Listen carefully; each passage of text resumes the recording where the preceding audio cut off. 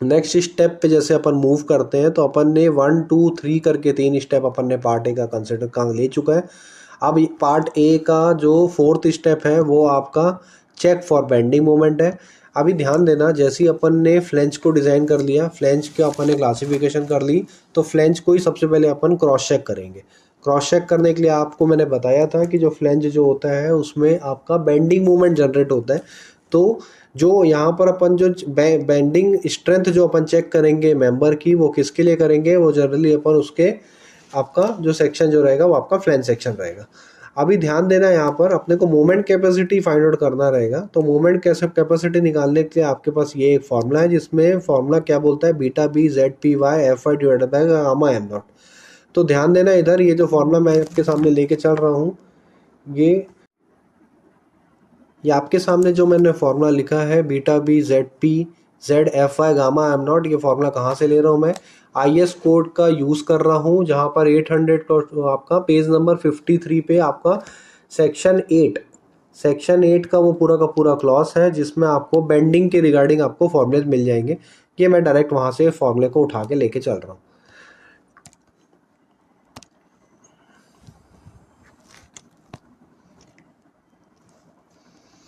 Page number 54, IS code का आपको page number 54 पे जाना है। ये आपका आ गया पेज नंबर 54। इस पे आपका ले पेज नंबर 53, ये आपका फॉर्मूला है, ये आपका सेक्शन है, सेक्शन 8, जो आपको डिज़ाइन ऑफ बेंडिंग मोमेंट के बारे में बताता है। जैसे जैसे आप नीचे जाओगे वहाँ पर आपको ये आपको नीचे फॉर्मूला मिल जाएगा। Beta B Z P Y gamma M naught, इसके बारे में दिया है। Beta B 1 for plastic and compact section, beta B Z E by Z P, आपका डायरेक्ट यहाँ पे फॉर्मूला दिया हुआ है।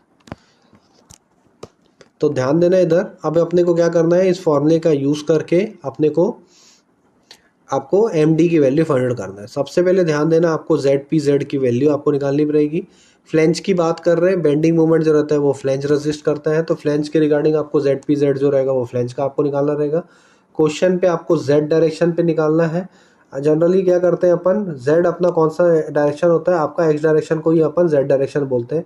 तो ये जो आपका जो फ्लेंज का जो पार्ट है, इसका एरिया कंसिडर करते हैं, और एरिया कंसिडर करके अपन उसके सेंट्रोइडल डिस्टेंस से उसको मल्टीप्लाई कर देते हैं। तो 2 टाइप का फ्लेंज है, तो मल्टीप्लाइड बाय 2 आ गया। BF/TF जो रहेगा वो विड्थ और डेप्थ है आपके फ्लेंज का। D-TF/2 जो रहेगा वो आपका ये वाला डिस्टेंस है। इससे आपने मल्टीप्लाई किया तो आपको ZPZ की वैल्यू आपको मिल जाएगी। कैलकुलेट करेंगे कैलकुलेटर में तो आपका ये आंसर आपको मिलेगा। सारी वैल्यूज़ अभी आपके पास गिवन है। तो 1 बीटा बी की वैल्यू 1, 5.180 ZPZ की वैल्यू, इसको आपने फीड किया, इंटू 10⁻6 फीड किया। F5 जो था 250, गामा एम नॉट जो रहेगा 1.1, इससे आपने इसको चेक किया। तो ये जो वैल्यू रहेगी ये हमारे डिज़ाइन मोमेंट से आपकी ज़्यादा होनी चाहिए, तो आपका ये सेक्शन जो रहेगा वो आपका सेफ हो जाएगा।